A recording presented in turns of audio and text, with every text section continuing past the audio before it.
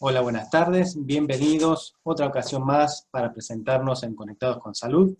Esta tarde tenemos un programa especial, un programa que nos afecta a todos, como es la sanidad bucal. Recordemos que podemos hacer preguntas o comentarios en nuestras redes sociales. El mail es adventistasdelomas@gmail.com, Facebook en Iglesia Adventista del Séptimo Día, Lomas de Zamora, y en YouTube, Adventista de Lomas. Esta tarde, como dijimos, tenemos un invitado especial, la doctora Diana Cuevas, que ella es odontóloga y nos va a hablar un poquito de la salud bucal. En esta ocasión, el programa se llama Señales de Alerta en Odontología. Le damos la bienvenida a ella. Hola, Diana.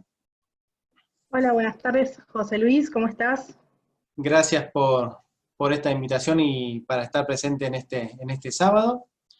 Un problema que nos afecta a todos, ¿no? Muchos estamos pensando en coronavirus, pero les dejamos o ponemos de lado varias cosas y una de ellas es en nuestra salud bucal. Exactamente, la verdad que la salud bucal muchas veces no es prioridad y es tan importante porque afecta a todo el organismo. Perfecto. Bueno, esperamos con ansias tu presentación. Luego de la presentación haremos unas preguntitas que la gente nos va a estar preguntando por nuestras vías de comunicación. Y te dejo todo el espacio es tuyo. Bueno, muchas gracias, José. Voy a compartir la presentación para que todos la podamos ver. Ahí estamos. Muy bien.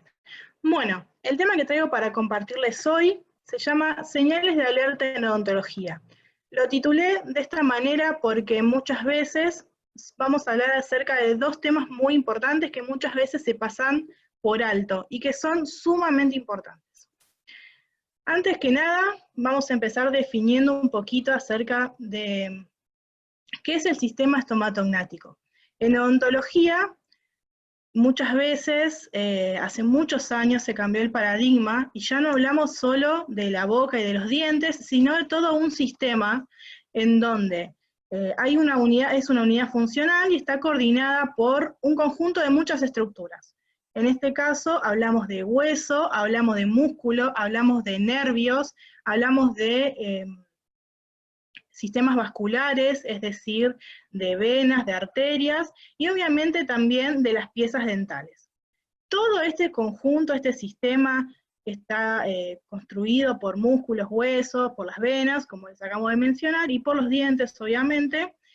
Van a tener 4 funciones que son básicas: la función respiratoria, la función masticatoria, la función fonética y la función estética, porque son los encargados de mantener nuestra estética, no solo a nivel odontológico, o sea, dental, sino también las estructuras de la cara. Cada uno de este sistema lo podemos dividir en 4 partes que son las más importantes. Esta es una clasificación de las tantas que hay, porque hay muchos autores que todavía la extienden un poquito más, el sistema estomatognático. La primera parte de nuestro sistema, que es muy importante que lo tengamos en cuenta, son las fosas nasales y las cavidades neumáticas o los senos, cuya función es la respiración, el olfato y algo que es muy importante, que es a través de la nariz y de los pequeños pelitos que tenemos en la nariz, es poder humidificar el aire que ingresa a nuestro cuerpo y también funciona como filtro. Eso es algo muy importante y es una función muy importante de la nariz. La segunda parte, que ahí la vemos con el número 2, es, digamos, la parte que más nos atañe a los odontólogos, que es la cavidad bucal, donde obviamente la función es asegurar la deglución, el procesamiento y la ingesta de los alimentos. Es una función vital porque a través de allí nos podemos nosotros alimentar y nutrir. Eso se hace a través de la deglución, cuando somos grandes, la succión, cuando somos más pequeños, y obviamente la masticación. Y también es importante porque la cavidad bucal es la encargada de la emisión de los sonidos articulados en el habla. Y algo muy importante que ahí lo destaqué es la producción de saliva, ya que la saliva tiene una función esencial. No solo actúa a través de la lubricación del bolo alimenticio para que nosotros podamos comer, sino también actúa como barrera de defensa ante diferentes microorganismos. Tiene una función, digamos, protectora. Luego tenemos un poquito más abajo la faringe, en donde es una cavidad que participa activamente también en la deglución, en la fonación, y también en la función respiratoria. Y por último, más abajito, la laringe, donde se encuentran las cuerdas vocales, que obviamente también participan en la parte de respiración y fonación. Hace poquito tuvimos a la licenciada Aldana hablándonos acerca de las funciones también del sistema respiratorio, así que si nos acordamos, nos va a venir muy bien. Esas son las funciones. Pero ¿qué pasa cuando algo de todo eso deja de funcionar? Aparece lo que se llama una disfunción, que es de lo que vamos a hablar el día de hoy. Esto ocurre cuando alguno de estos sistemas o alguno de estos órganos pierde su eficacia funcional, es decir, que porque hay un agente, una causa, algún microorganismo o algún desbalance, pierde su función. Y esto se manifiesta a través del tiempo, es decir, hay un agente que está causando un inconveniente. Y ese inconveniente se va a mostrar con el tiempo, es decir, que generalmente no es instantáneo. Por eso, al no aparecer de forma instantánea, aparece algo que es muy curioso, que gracias a Dios que ha diseñado nuestro cuerpo, lo tenemos, que se llama adaptación funcional. Es decir, cuando nosotros, alguna parte de nuestro sistema se daña y deja de cumplir su función correctamente, ese sistema sigue cumpliendo su función, pero de manera incorrecta. Es decir, que lo hace de manera diferente. Por ejemplo, un ejemplo muy sencillo que a todos nos pasó es resfriarnos y que, por ejemplo, se nos tape la nariz y no poder respirar por la nariz. Entonces, ¿qué hacemos? Automáticamente respiramos por la boca. Eso es una disfunción y eso es una adaptación funcional, es decir, hay alguna parte de nuestro organismo que se adapta para que podamos seguir con nuestras funciones vitales. Les dejo aquí una preguntita que las vamos a desarrollar, que es ¿por qué es importante conocer los signos de una disfunción en niños? El tema de hoy es acerca de niños, es muy importante para todos porque todos somos amigos, tíos, primos, padres, abuelos, entonces tener en cuenta estos signos puede ser fundamental. ¿Por qué? Porque si nosotros detectamos un síntoma de una disfunción desde temprana edad, el tratamiento que uno puede hacer de esa disfunción, de ese inconveniente, va a ser mejor hacerlo a temprana edad y no dejar que evolucione. Porque muchas veces, en el caso que ahora vamos a tratar, vamos a ver que la espera, el tiempo, puede desarrollar casos mucho más complejos en donde la resolución de estos casos hasta suele ser quirúrgica. Entonces, ¿es importante conocer los signos de una pequeña disfunción en los niños? Sí, es importantísimo para poder tratar los síntomas a tiempo. ¿Y por qué? Porque si hoy vamos a hablar de disfunciones, vamos a hablar de disfunciones que se producen en la boca específicamente y que son masticatorias y respiratorias.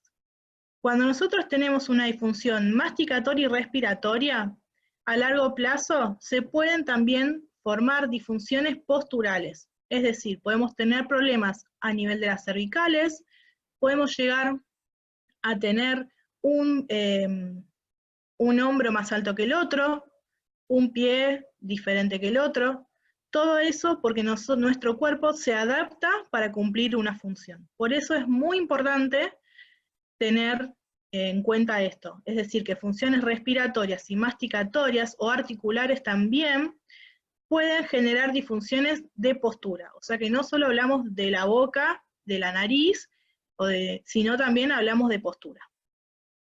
La primera que voy a hablar con ustedes es acerca del síndrome del respirador bucal. Se dice síndrome porque es un conjunto, es decir, tiene muchas causas y tiene muchos abanicos, ¿sí? Hoy voy a tratar uno bien específico, que es el respirador bucal, que se origina a través de una disfunción respiratoria. Es decir, por ejemplo, hay una obstrucción de una vía aérea, es decir, que puede darse por cambios de la morfología nasal, es decir, que tenemos algún cambio de nuestra estructura en nuestra nariz que no nos permite respirar bien. Por ejemplo, los tabiques desviados. Cuando una persona tiene un tabique desviado, el aire no ingresa correctamente. También puede pasar cuando tenemos las narinas son los agujeritos de la nariz, que son muy pequeñitas, o por ejemplo tenemos una narina que es un poquito más grande y la otra es más pequeña. También sucede con los pacientes alérgicos. Los pacientes que son alérgicos crónicos tienen los cornetes hipertróficos, es decir, que los cornetes son muy grandes y no dejan ingresar el aire correctamente. Sucede también cuando hay pólipos a nivel de la nariz, y la más común de todas, que es la que todos conocemos, es la hipertrofia adenoide o amigdalina, que es como la que vemos aquí en la foto, que esa es una hipertrofia de adenoides, ¿sí? Perdón, amigdalina, de amígdalas. Esa es la más común y es la que más, digamos, se detecta, o es la que los padres o los pediatras más dan hincapié, porque es la más visible, ¿sí? Muchas veces hay pacientes que presentan síndromes respiradores bucales leves por algún tabique desviado o por alergia, ¿sí? Y como no tienen un agrandamiento de las amígdalas, pasan desapercibidos. ¿Cuáles son las características, los signos de alerta que nosotros tenemos que mirar en nuestros niños? Un niño que está siempre con la boca abierta es un signo de alerta. ¿Por qué? Porque el aire ingresa a través de la boca y no a través de la nariz.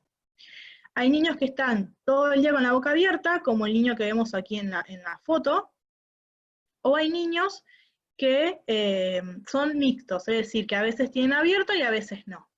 Son niños que no pueden juntar los labios, o si los juntan, nosotros notamos que hacen mucho esfuerzo para juntar. Vemos cómo realmente le cuesta, los tiene cerraditos un ratito y los vuelve a abrir. Ese es el primer signo de alerta. Si nuestro niño tiene la boca abierta todo el tiempo, algo está mal. Son niños que por tener déficit respiratorio, siempre tienen las caras pálidas o ojeras. Los niños ojerosos es una característica muy específica de estos pacientes. Tienen esas miradas cansadas o los ojos vidriosos, es por el déficit respiratorio, es decir, porque no respiran bien. También tienen dificultad para realizar actividad física, porque obviamente se cansan más, son niños que no pueden respirar bien por la nariz, entonces el aire no ingresa correctamente y se cansan más. Otro dato muy importante, que siempre puede pasar muy desapercibido, es que estos niños cuando comen, se sientan a la mesa a almorzar, a merendar, a cenar, mientras van comiendo los alimentos sólidos, ingieren mucho líquido, es decir, siempre están con el vaso de agua cerca. ¿Por qué? Porque al respirar por la boca, el ingreso de aire entra por la boca, no se produce la correcta cantidad de saliva. Entonces, al no producirse la saliva no lubrica el bolo alimenticio y el niño no puede comer. Por eso son niños que están constantemente pidiendo agua entre medio de la comida. Es decir, comen un alimento sólido, toman un poquito de agua. Comen otro alimento sólido, toman un poquito de agua. Por eso ingieren mucho líquido. Son niños que generalmente tienen labios hipotónicos, es decir, los labios superiores son cortitos, porque no están desarrollados. Muchas veces se ven los incisivos, se ven porque al no tener función, al no poder cerrar la boca, ese músculo al no trabajar no se desarrolla, y al no desarrollarse quedan cortitos. Por eso son niños que a veces se le ven los dientes. Obviamente tiene hiperacción de los músculos periorales. Los músculos periorales son todos los músculos que están alrededor de nuestra boca. Son niños que cuando comen o sonríen o cierran los labios, toda esta zona de la boca hace como un arrugadito, se ve mucho movimiento. Y son niños también que tienen dificultad en la atención.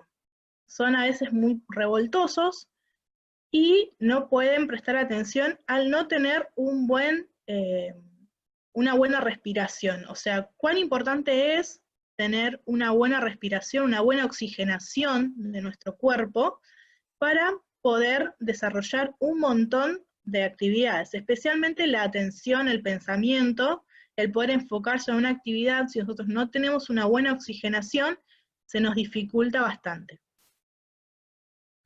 ¿Cómo es la característica bucal? ¿Cómo es la boca de estos niños? Aquí tenemos dos imágenes para que podamos ver. La primera se presenta una gingivitis, como vemos en la imagen inferior. Obviamente son estadios muy avanzados. La gingivitis es una inflamación de las encías. Se ven las encías muy rojas. En este caso, en la foto ya es un estadio bastante grande. Y esto se produce porque las encías están expuestas al aire todo el tiempo.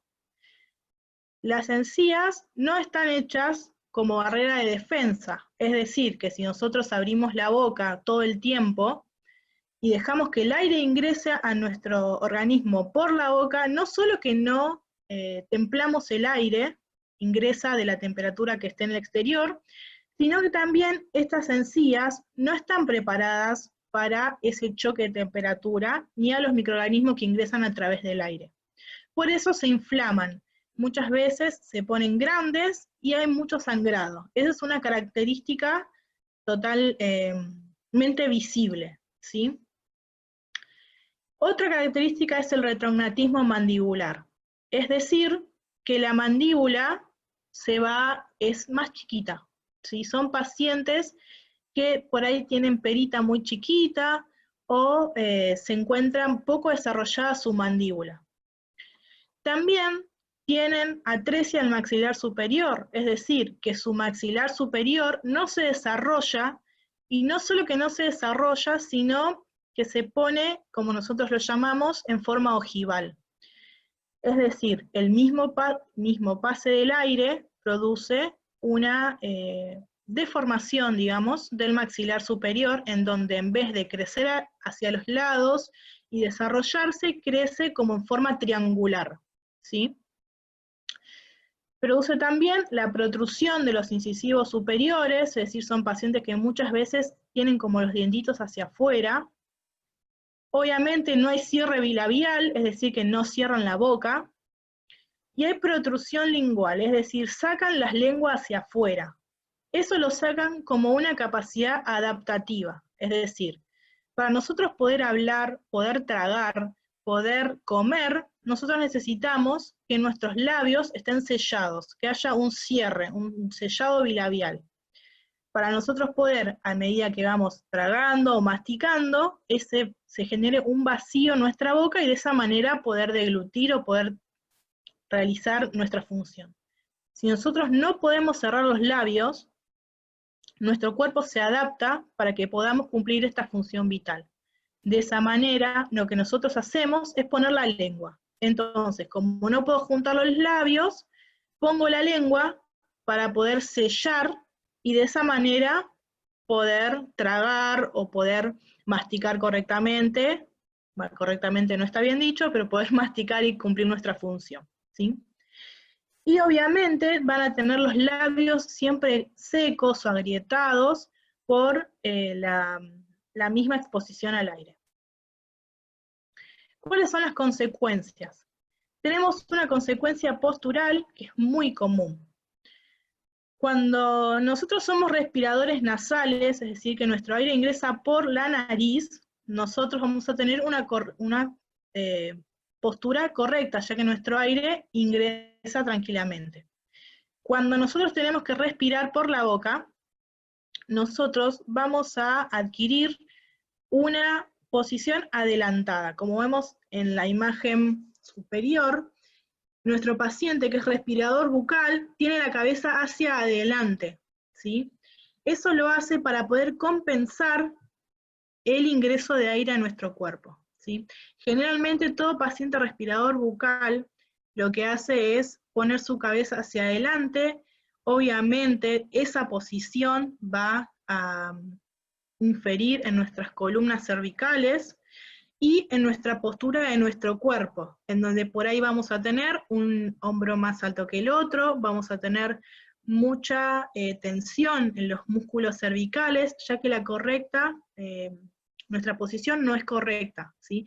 Aparte ustedes piensen que esta posición no es que se da una sola vez, sino que se mantiene en el tiempo, porque sin esa posición nuestro paciente no puede respirar correctamente, ¿sí? Así que esa es una función muy importante, poder corregirla, ya que después, a la larga, cuando uno es mucho más grande, eso se empeora y nos trae problemas mucho más graves. Obviamente vamos a tener una consecuencia deglutoria, no vamos a poder tragar correctamente, ¿sí?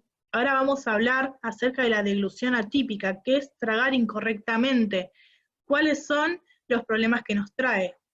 Como consecuencias dentales tenemos, por ejemplo, apiñamiento. Vemos en la imagen que se encuentra abajo de las imágenes posturales, un paciente que tiene arriba el maxilar superior más chiquito, ¿sí? Como estuvimos hablando, tiene poco desarrollo del maxilar superior, entonces al tener poco desarrollo, los dientes salen donde pueden y ahí se encuentra un apiñamiento generalizado, ¿sí? El maxilar inferior tampoco tiene el espacio que necesita, así que las consecuencias dentales generalmente son apiñamiento, es decir, los dientes todos apretaditos. Puede haber también protrusiones, es decir, hacia adelante, todos los dientes. Ahí está, no sé qué toqué. Y obviamente los problemas gingivales, la gingivitis, que más adelante se puede desarrollar en una periodontitis, es decir, una enfermedad totalmente crónica que puede causar el movimiento de los dientes. Y también es importante que al no producir la saliva correctamente, son pacientes que son más propensos a tener caries, ¿sí? Son pacientes que necesitan más controles odontológicos, ya que son muy propensos a tener caries rápidamente, ¿sí? Obviamente, en el habla también tiene consecuencias, son pacientes que no pueden hablar correctamente, se producen algunas dislalias, es decir, algunas letras que no dicen correctamente, ya que no hay un correcto cierre de los labios o una correcta función de la lengua. Y obviamente consecuencias respiratorias, como estuvimos charlando, ya que son pacientes que no respiran correctamente. ¿Cuál es el tratamiento? Ya hablamos de todo lo malo que produce esto y cómo darnos cuenta. El tratamiento es multidisciplinario, ¿sí? El control periódico odontológico de los niños es fundamental. Desde que son pequeños, ¿sí?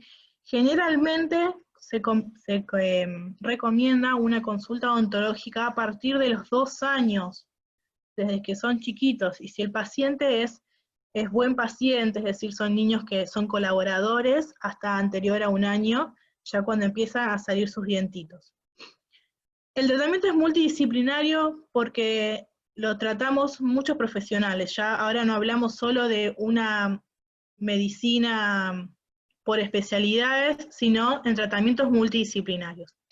El primero que lo trata obviamente es el odontólogo, generalmente el que detecta estas disfunciones son los odontólogos, que luego derivan a los pacientes a los otorrinos. Es muy común ahora que nosotros derivemos o pidamos una interconsulta con el otorrino cuando veamos alguno de estos signos, tal vez alguna amígdala un poquito grande, o pacientes que respiran por la boca, o sacamos una radiografía y vemos que tenemos los senos muy tomados, ¿sí? O hay signos de alergia. Eso es muy común ahora, poder hacer una interconsulta con el otorrino, que es quien va a tratar los problemas físicos puntuales y las causas de la disfunción. También obviamente con el pediatra, y para la parte de rehabilitación se nos suma a los odontólogos los fonoaudiólogos, que van a ser los encargados del retratamiento y la, no me sale la palabra, la reevaluación y la rehabilitación, esa es la palabra, la rehabilitación de la lengua y de la parte del habla. Y por último, en el caso de los problemas posturales, a temprana edad, también los odontólogos hacemos derivaciones al traumatólogo para que puedan tratar los problemas de postura. Hasta aquí vimos todo lo que es el caso de un respirador bucal. O sea, qué importante es hasta dónde nos lleva que un niño respire por la boca. Lo que vamos a hablar ahora es acerca de la deglución. Hablamos un poco de dónde respiramos, ahora vamos a hablar un poquito acerca de cómo comemos. No solo cómo comemos, sino cómo lo hacemos. La deglución es un proceso neuromuscular complejo, y el objetivo es el traslado del alimento desde la cavidad bucal hacia el estómago. La deglución y la succión son las actividades de supervivencia y son actividades reflejas, es decir, que nosotros ya las traemos, y son fundamentales porque están asociadas a la alimentación. En un niño, cuando nace y comienza a alimentarse, lo hace a través de la succión del pecho materno, que sería lo ideal, en el caso de que no lo pueda hacer desde el pecho materno, a través de una mamadera, y luego, a partir que va creciendo, sus propios patrones neuromusculares se van desarrollando y va adquiriendo la función de poder ingresar alimentos sólidos a su boca y producir una deglución. ¿Cómo debe ser una deglución correcta? Primero y principal, como veníamos charlando, tener un cierre bilabial, es decir, que los labios en la deglución tienen que estar cerrados. No podemos tragar correctamente si nuestros labios no pueden hacer contacto. Esto es muy importante. Lo segundo es la ubicación de la lengua. La lengua, nosotros a veces pensamos que la lengua es un accesorio, pero la lengua es la vedette. Yo tenía una profesora que nos enseñó todo esto y ella decía, la lengua es la vedette de la deglución. Y es verdad, la lengua, si no se posiciona de manera correcta, produce una disfunción. O sea, si nosotros no ubicamos la lengua de manera correcta, la lengua lleva el bolo alimenticio hacia cualquier lado. La correcta ubicación de la lengua siempre es hacia el paladar. Siempre la punta de nuestra lengua tiene que estar tocando las arruguitas que tenemos en nuestro paladar, que se llaman rugas palatinas, tanto en actividad como en reposo, porque de esa manera la lengua forma un vacío, un sellado, que permite la correcta deglución y correcto habla. Así que fíjense si cuando están tranquilos en reposo, tienen la lengua tocando en la punta en las rugas palatinas. Esa es una buena actividad para hacer en casa. Importante también, como estábamos hablando, que cuando nosotros traguemos nuestros músculos faciales, es decir, los músculos que se encuentran en nuestra cara, y son los encargados de la mímica, no se muevan. Cuando nosotros tragamos, nuestra cara tiene que estar tranquila, no se tiene que mover.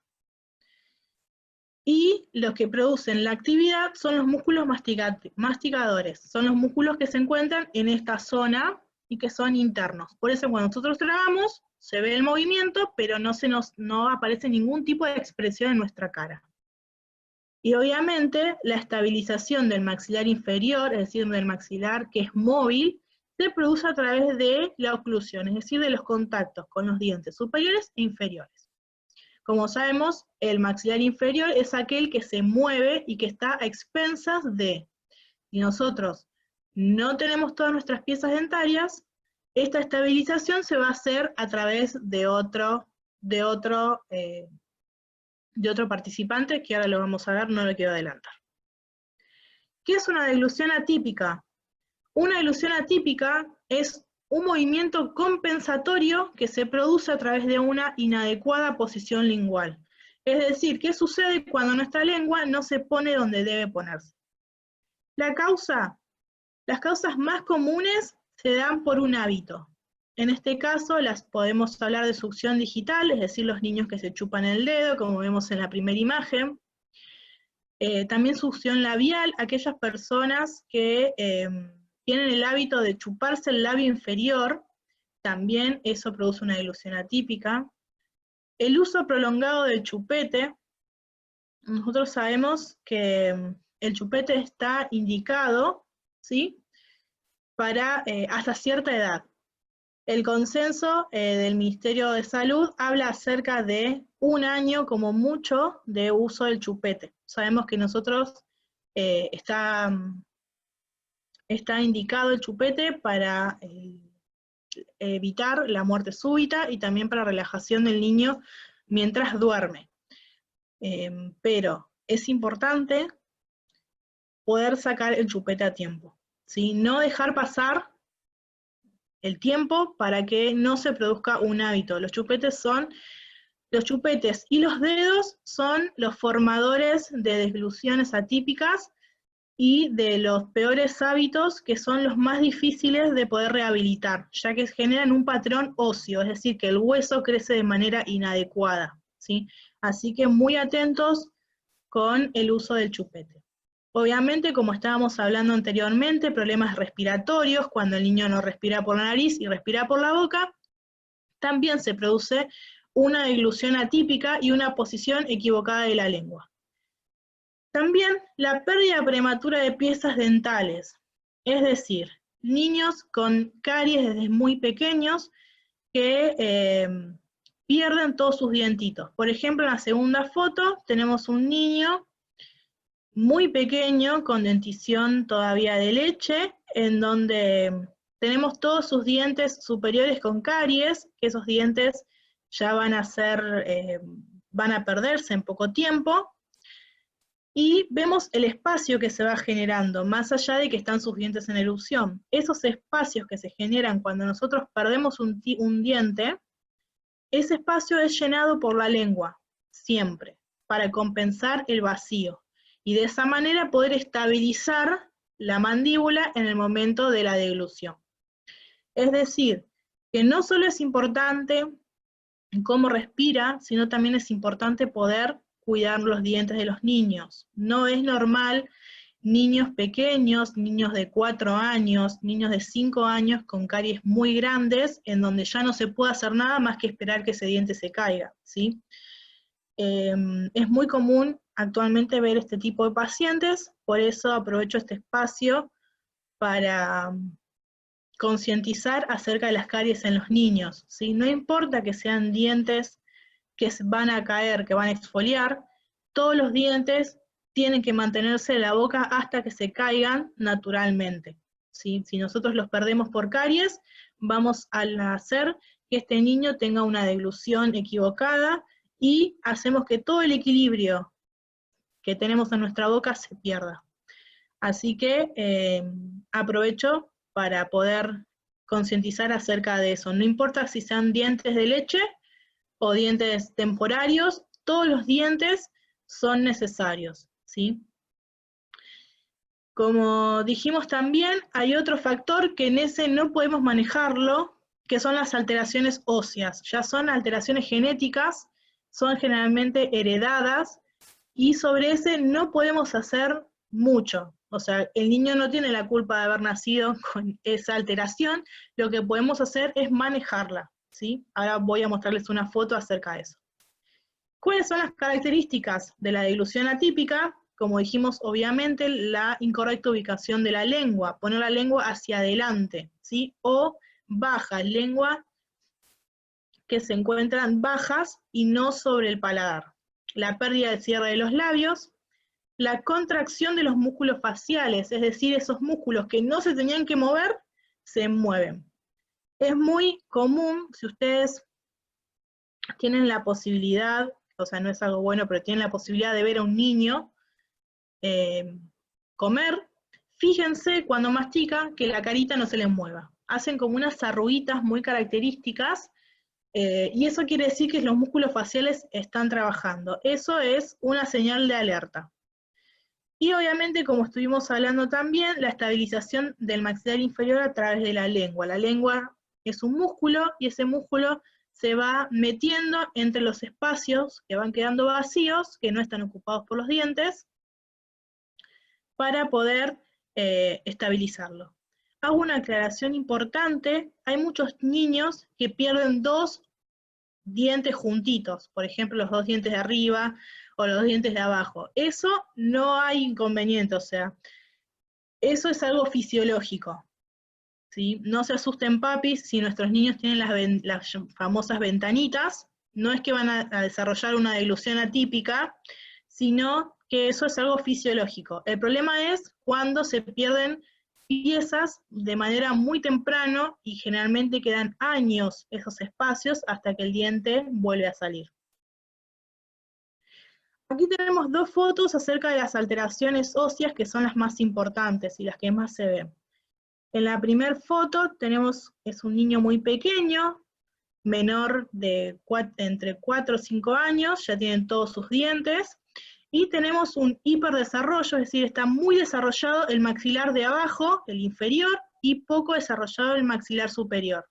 Ese niño tiene una mordida invertida, eso es algo que se puede dar o por algún factor genético, es decir, es heredado, o por algún factor dentario mínimo que fue desarrollando este tipo de alteraciones. Estas son alteraciones óseas, es decir, mucho desarrollo de uno de los dos huesos. La segunda imagen también es un niño que, como ven, ha perdido sus dientes, en donde tenemos un hiperdesarrollo del maxilar superior y poco desarrollo del maxilar inferior, ¿sí? Estos pacientes, al tener mala relación entre sus maxilares, la compensación que van a hacer va a ser a expensas de la lengua y de los labios, ¿sí? Por eso estos pacientes, si no son tratados a tiempo, pueden desarrollar ya una patología quirúrgica, ¿sí? Son pacientes que ya no se puede hacer mucho más que cuando sean más grandes, realizar una cirugía, ¿sí? Una cirugía ósea. Vamos a ver algunas fotos de un ejemplo de deglución atípica. Aquí tenemos un niño tragando, estas son fotos que se toman en consultorio, haciendo un diagnóstico, y se le pide al niño que trague. Y aquí vemos cómo no solo interpone la lengua entre medio de los dientes, sino que también la misma fuerza de la lengua hace que los dientes se vayan hacia adelante. La protrusión de los dientes es otro de las características y los signos de alerta. La fuerza que tiene la lengua es impresionante, es un músculo muy potente, por eso es muy importante que este músculo, esta lengua, funcione de manera correcta. Aquí tenemos otra imagen, ya un paciente adulto, en donde tenemos la misma disfunción, un paciente con deglución atípica, en donde al tragar sella ese espacio que hay entre el maxilar superior y el inferior con la lengua. Aquí tenemos otro niño, en la primera foto vemos cómo tragamos, cómo traga, y en la segunda foto, la más chiquita, vemos el espacio generado sin la lengua, ¿sí? Esos espacios son los que se forman, por ejemplo, por el uso del chupete, por el uso del dedo. Son pacientes que a veces uno les hace sonreír y se ve la forma del dedo en la arcada dentaria, ¿sí? Eso es muy importante. Y por último, un paciente adulto, pero más leve, en donde la deglución atípica se da solo en un costado, donde vemos que está entre sus cánidos y sus premolares, allí pone la lengua porque tiene ese espacio que no se cerró, ¿sí? Eso es otro factor muy importante, y que son pacientes muy difíciles de corregir de manera ortodóntica si no se rehabilita su función de la lengua. ¿Cuáles son las consecuencias? Aquí tenemos algunas otras fotos. Obviamente alteraciones del habla, las dislalias son muy comunes en pacientes con deglución atípica, ya que la función lingual está alterada. Alteraciones en el desarrollo de los maxilares, por ejemplo, en las fotos que vemos arriba, tenemos esta es una foto de hábito de succión digital, es decir, del dedo. Cuando se chupan el dedo, vemos ahí en la foto, está señalando la flechita amarilla, cómo vemos la forma del dedo en la arcada dentaria, y vemos lo que es un paladar ojival, es decir, que el paladar se formó de manera incorrecta, ¿sí? Esas son alteraciones a nivel óseo, que sobre eso, si no son agarradas a tiempo, muy poco se puede hacer. Abajo en la segunda foto también tenemos otra por hábito, también succión digital, en donde ya no hay directamente contacto entre los dientes superiores e inferiores. Vemos cómo los dientes tienen esas arruguitas, se llaman flor de lis, son arruguitas fisiológicas que se desgastan cuando nosotros usamos los dientes.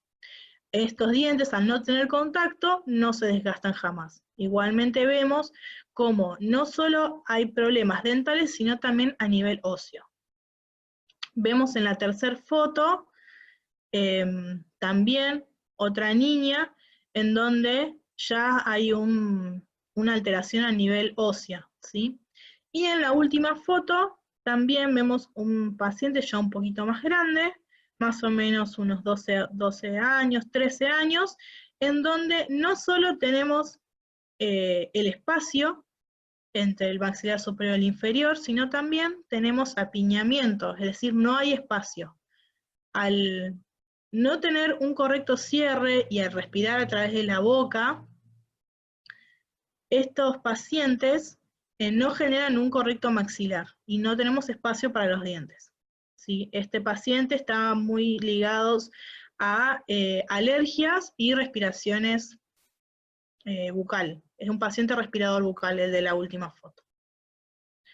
El tratamiento es multidisciplinario también, a través donde nosotros combinamos el tratamiento de ortopedia de los maxilares, son los aparatos llamados, en donde pacientes que son tratados a temprana edad, generalmente, y si son tratados de manera correcta y cumplen con los tratamientos, son pacientes que cuando son más grandes no tienen ningún tipo de consecuencia.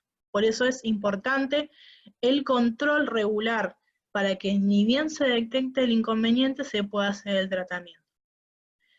También son pacientes que no es que solo ponemos un aparato de ortopedia y se va a su casa, sino que son pacientes que aparte del tratamiento de ortopedia que hacemos los odontólogos, debe ir al fonoaudiólogo sí o sí para poder rehabilitar la función lingual, para que el fonoaudiólogo le enseñe a poner su lengua de manera correcta, a tragar, a manejar, a poder rehabilitar sus labios, y que de esa manera nosotros podamos, sumado al tratamiento de ortopedia, lograr la rehabilitación de estos pacientes. Y también se los trata con el otorrino, ya que conjuntamente hay a veces problemas respiratorios, son de índole respiratorios. Son síndromes que están muy ligados entre sí, el respirador bucal y la deglución atípica, ¿sí? Así que insto de manera intensa al control regular con el odontólogo a temprana edad para poder detectar esto. Por último, quiero dejarle algunos consejos que se los doy desde el tiempo y hablo desde la experiencia que me tocó tener atendiendo a niños. Primero y principal, que ante cualquier duda o sospecha de alguna de estas alteraciones o algo que nos parezca raro en nuestros niños, vayamos a una consulta odontológica. Generalmente los odontólogos que por ahí tienen un poquito más de ojo o especialización en esto son los odontopediatras o los odontólogos que hacen ortodoncia y ortopedia de los maxilares. Luego, importantísimo, es estar bien predispuestos, porque los tratamientos son largos. Entonces, nosotros, los odontólogos, necesitamos del apoyo de los padres, de los familiares, de la mujer que cuida a nuestros niños, para poder llevar a cabo este tratamiento. Si nosotros no tenemos el apoyo y la predisposición del paciente y su familia, son tratamientos que generalmente no avanzan, ya que son largos, se necesita compromiso y sí o sí dependen del paciente. ¿Sí? Si el niño, por ejemplo, no usa sus aparatos o no hace los ejercicios que le envía la fonoaudióloga, son niños que no se pueden rehabilitar o no se van a rehabilitar correctamente.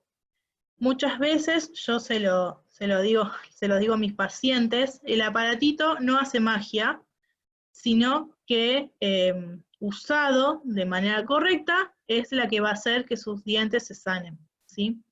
Eso es muy importante.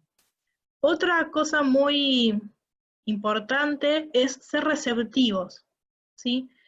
Eso lo hablo porque me ha pasado ver a niños muy pequeños que por ciertas opiniones han podido hacer tratamientos de manera favorable o no, o han abandonado el tratamiento. Es importante, por ejemplo, cuando nosotros vemos a un niño que, por ejemplo, voy a dar un ejemplo que es el más común, niños que están usando el chupete a muy larga edad, 2, 3 años, o nenes que se chupan los dedos o se comen las uñas, y por ahí es algún primo, un hermano, un tío, un amigo el que se da cuenta, estar receptivos a esa opinión, ¿sí? Poder valorar si es verdad que el niño se está chupando el dedo, qué voy a hacer, verificar, o sea, no quedarse en la crítica, sino valorar la opinión para poder ayudar a ese niño. Eso es muy importante. Y por último, el consejo que es el que más se escucha en el consultorio, es el dejar pasar el tiempo. Muchas veces ha pasado decir, bueno, no importa, cuando sea más grande le pongo los brackets a mi hijo y le arreglo los dientes. No, eso es un error, porque los tratamientos hechos a temprana edad con aparatos de ortopedia van a actuar sobre el hueso, sobre el desarrollo correcto de nuestros huesos. Si esos huesos no se desarrollan de manera correcta, la ortodoncia no va a poder hacer mucho, ¿sí? Así que cuando sea grande va a ser un tratamiento, eso es un consejo que no deben escuchar, ¿sí? El tratamiento de los niños debe ser a temprana edad, y cuanto más temprano se haga este tratamiento, mayor y mejor va a ser el resultado. Hay muchos pacientes que, agarrados a tiempo, teniendo un tratamiento temprano a los 5 o 6 años, cuando tienen 13, 14, no necesitan usar ortodoncia fija porque ya directamente se solucionó el inconveniente. Así que eso es importante, recordemos, no dejar pasar el tiempo y concurrir a la consulta odontológica de manera siempre cada 6 meses, ¿sí? Es el tiempo que se aconseja. Yo sé que ahora estamos en un momento de pandemia, pero en donde nos pasó el año y tal vez no nos dimos cuenta, pero no olvidemos que así como vamos al pediatra o vamos al oftalmólogo, es importante tener en nuestra agenda la consulta odontológica para que los dientes de nuestros niños estén sanos y sanos. Muy bien, les agradezco mucho al haber tenido este tiempo para poder charlar un poco acerca de la importancia de nuestros niños.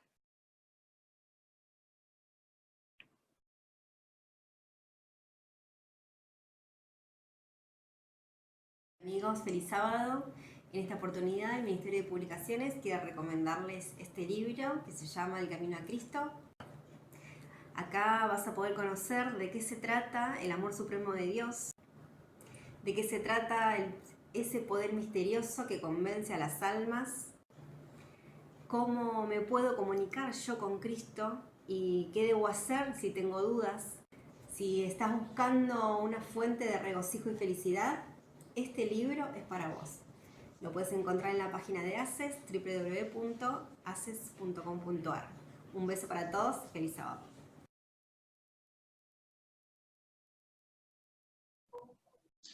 Bueno, muchísimas gracias, Dayana, espectacular la presentación. Lo importante de darse cuenta temprano de estas señales que vos estuvisteis hablando para una correcta visualización de las enfermedades o para prevenir más adelante estos tipos de alteraciones. Tenemos preguntas. La primera es alguna pregunta personal y después algunos de los que dijeron las personas por estas redes sociales. La primera preguntita es, ¿a qué edad se puede empezar a ver esta disfunción en niños? Desde temprana edad. Me ha pasado ver pacientes de 3 años con alteraciones óseas, en donde ya el niño ya mordía al revés totalmente, y ya a esa edad, esa era una niña, me acuerdo muy bien, a esa niña a los 3 años inició su tratamiento, y a los más o menos 6, 8 meses de tratamiento ya mordía correctamente. Obviamente ese tratamiento sigue por bastante tiempo, ya que era una alteración a nivel óseo, ¿sí? Igualmente alteraciones que no son tan visibles, como por ejemplo que el niño respire totalmente por la boca, ya desde muy pequeñitos. Son niños que roncan mucho la noche, o son muy ojerosos, esas pequeñas cositas que tenemos que evaluar. Que el niño no esté siempre con la boca abierta, que no se lleve objetos a la boca, ni dedos, ni chupetes, ni nada extraño, ni se coma mucho las uñas, son esas pequeñas cosas que se ven desde temprana edad. Perfecto. Decime, cuando hablamos de la disfunción en niños, dijimos que puede haber una adaptación funcional. ¿Esa adaptación funcional siempre es buena o puede provocar alguna alteración o secuelas? No, cualquier alteración que se dé, generalmente es mala y genera secuelas. Por ejemplo, si un niño respira por la boca y usamos la lengua para producir ese cierre labial y que pueda tragar, eso es malo, porque produce, como estuvimos hablando un poco, deformidad a nivel óseo y todas las consecuencias que estuvimos enumerando. Generalmente todas las adaptaciones que se producen en nuestro cuerpo a través de una noxa o un agente que produce una enfermedad es mala porque produce consecuencias malas. Por eso nosotros tenemos la correcta función de nuestro cuerpo. Así que cualquier alteración y cualquier compensación que se produzca va a tener generalmente efectos negativos, a corto o a largo plazo. Perfecto. Cuando hablamos del déficit respiratorio, muchas veces vemos los chicos que sufren de las amígdalas y produce esta respiración bucal. Cuando vemos al chico con la cabeza de cansancio, ojeroso, con las facies típicas de esta respiración bucal, una vez que se corrige ese tema respiratorio, cuando se opera de las amígdalas, ¿se puede corregir el resto de la adaptación? Sí, sí. Generalmente cuando se saca el agente causante, en este caso amígdala, haciendo un tratamiento con aparatos de ortopedia funcional, que son los que mostré en las fotos, y un tratamiento con el fonoaudiólogo, eso se corrige y son niños que tranquilamente tienen funciones normales a los 2 años de tratamiento si el paciente es cumplidor. Eso es lo importante, el compromiso del paciente. Si es un paciente que está comprometido, avanza rápidamente. Si es un paciente que es remolón, que no hay compromiso ni del paciente ni de la familia, que no le están atrás, que es lo típico en el caso de los niños, son pacientes que tardan mucho tiempo en rehabilitarse. Perfecto. Bueno, ahora hacemos unas preguntitas más de la gente. Nos preguntan sobre el chupete. Cuando nace un niño, lo primero que uno tiende a hacer es el chupete. ¿Es una buena conducta? ¿Está bueno darle chupete a edades tan tempranas? ¿Hasta qué edad está bueno que use el chupete? Bien. El chupete es un tema bastante controversial, por así decirlo. El tiempo máximo de uso del chupete es 1 año, más o menos. O sea que a partir del año no estaría indicado en niños el uso del chupete. ¿El chupete para qué sirve? Es esencial saber la función. En el caso de los recién nacidos es para poder fomentar el hábito de succión, ¿sí? Para poder producir ese desarrollo, y también evita el síndrome de muerte súbita en recién nacidos, ¿sí? El chupete no es un elemento que esté muy indicado, por ejemplo, para calmar la ansiedad del niño revoltoso, del niño que llora todo el tiempo. Nosotros sabemos que cuando nacemos, nuestra única manera de comunicarnos con el exterior es a través del llanto. Lloramos porque tenemos hambre, lloramos porque nos duele la panza, lloramos porque nos queremos comunicar, lloramos porque llamamos la atención. El problema es cuando se le pone el chupete al niño porque llora y no te das cuenta cuál es la causa del llanto. Por eso es muy importante poder evaluar y poder limitar el uso del chupete. Generalmente está indicado mientras duerme. El chupete es solo de uso nocturno y algún evento demasiado especial, sino solo de uso nocturno y hasta el primer año de vida nada más. Es importante el uso correcto que tiene el chupete. Eso no sabíamos de la parte nocturna. Uno piensa que de noche no lo necesita y más lo usa como para callar el llanto, que son indicios, ¿no? Que algo está pasando. Bueno, con respecto al cuidado bucal, ¿cuándo se debería comenzar con el lavado de los dientes? Es importante que esos dientes de leche se conserven bien, sin enfermedades. ¿Se pueden arreglar esos dientes de leche? Sí, bueno, desde el momento en el que aparece un diente en boca, ese diente debe ser higienizado, ¿sí? Es un mito bastante grande el decir que cuando tenemos uno o dos dientitos, la leche de la madre no produce caries. Eso es un mito, ¿sí? La leche materna puede producir caries también, ¿sí? Porque puede tener azúcares. Es importante cuando son muy pequeños, se comercializan unos dedales de silicona que se pueden usar con un poquito de agua y se le pasa así en el diente, sino también se puede hacer con una gasita o un algodón, con agua, se higieniza los dientes, generalmente después del alimento, es decir, después de la succión, y obviamente que el niño se acueste con sus dientes limpios. Respondiendo a la otra parte de la pregunta, los dientes de leche son fundamentales, porque no solo cuidan la función masticatoria, sino también cuidan el espacio y el desarrollo óseo para los dientes que van a venir. Si nosotros tenemos dientes que están llenos de caries, o sea, esos dientes los perdemos y el diente que viene no sabe a dónde ir, sinceramente. Entonces sale donde puede, en el espacio que le queda, pobrecito, y aparece.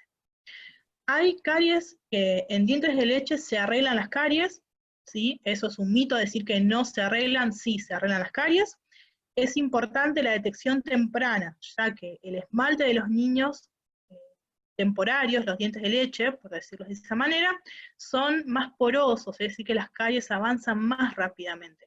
Por eso insto mucho al tema del control cada 6 meses, porque una caries que es detectada a tiempo es una caries que se puede tranquilamente curar y el niño sigue su desarrollo normal. Ya cuando tenemos caries que son muy grandes, en donde ya casi ni tenemos dientes, ya sobre eso mucho no podemos hacer, ya que está indicado la extracción o los tratamientos pulpares, y eso ya queda más a disposición o a criterio del odontólogo, que es lo que se hace. Si se deja el diente, se saca. Yo generalmente los dejo si no hay motivo infeccioso, pero eso es a criterio del odontólogo. Bien, perfecto. Y la última, los brackets. ¿A qué edad se pueden colocar? Bien, tema brackets, más o menos necesitamos tener los dientes permanentes. Brackets sobre dientes de leche no se colocan, ¿sí? Es decir, necesitamos todos nuestros dientes permanentes. Eso se puede generar a partir de los 11 años en pacientes que son muy precoces, es decir, niños que cambian muy rápidamente los dientes, sino a través de los 13, 14 años.